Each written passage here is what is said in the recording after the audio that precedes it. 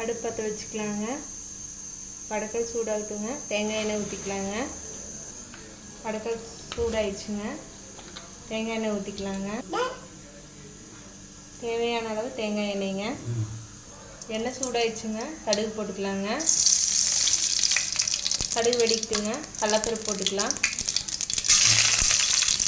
கடலைப்பருப்பு செவந்தோடனே உளுந்து பருப்பு போட்டுக்கலாங்க.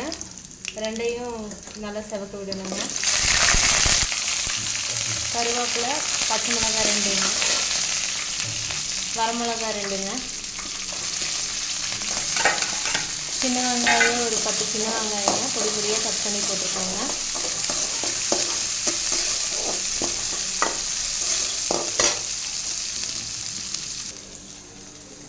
அவரைக்காய் கழுவிங்க நல்லா கட் பண்ணி வச்சுருக்குங்க. 1/4 கிலோ அவரைக்காய்ங்க. இனி அதை கொட்டிக்கலாங்க. நல்லா கலரி விடுங்க. தேவையான அளவு கல் உப்புங்க. சால்ட் உப்பு கூட போட்டுக்கலாங்க. வீட்லேயே அரைச்சி மிளகாத்தூளுங்க.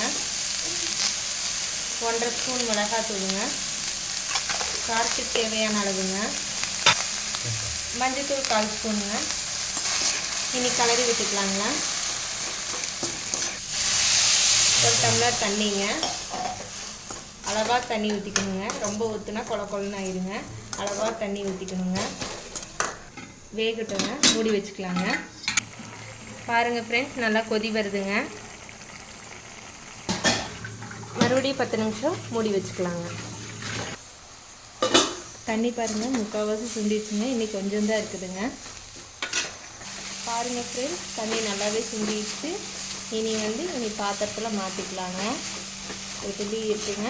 இந்த நேரத்தில் சுண்டிடும். இனி பாத்திரத்தில் மாற்றிக்கலாங்க. பாருங்கள் ஃப்ரெண்ட்ஸ், பவுலில்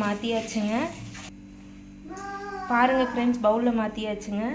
உப்பு காரம் எல்லாமே டேஸ்ட்டாக இருக்குங்க. சுவையாக இருக்குங்க. அவரைக்காய் கொங்கு ஸ்டைலில் செஞ்சுருக்கோங்க. எந்த கெமிக்கலும் ஆட் பண்ணாமல் நீங்களும் இதே மாதிரி வீட்டு முறைப்படி செஞ்சு பாருங்கள். உங்கள் குழந்தைங்களுக்கும் செஞ்சு கொடுங்க. தேங்காய் எதுவுமே ஆட் பண்ணலைங்க. இதே மாதிரி செஞ்சு கொடுங்க. முடிஞ்சளவுக்கு தேங்காயை கொஞ்சம் அவாய்ட் பண்ணிவிட்டு இந்த மாதிரி செஞ்சு பாருங்கள். நல்லா இருக்குங்க. அவரைக்காய் தேங்காய் இல்லாமல் செஞ்சால் தான் நல்லா இருக்குங்க. ட்ரை பண்ணி பார்த்துட்டு எப்படி இருக்குன்னு சொல்லுங்கள். லைக் பண்ணுங்கள், கமெண்ட் பண்ணுங்கள், சப்ஸ்கிரைப் பண்ணுங்கள். Thank you friends.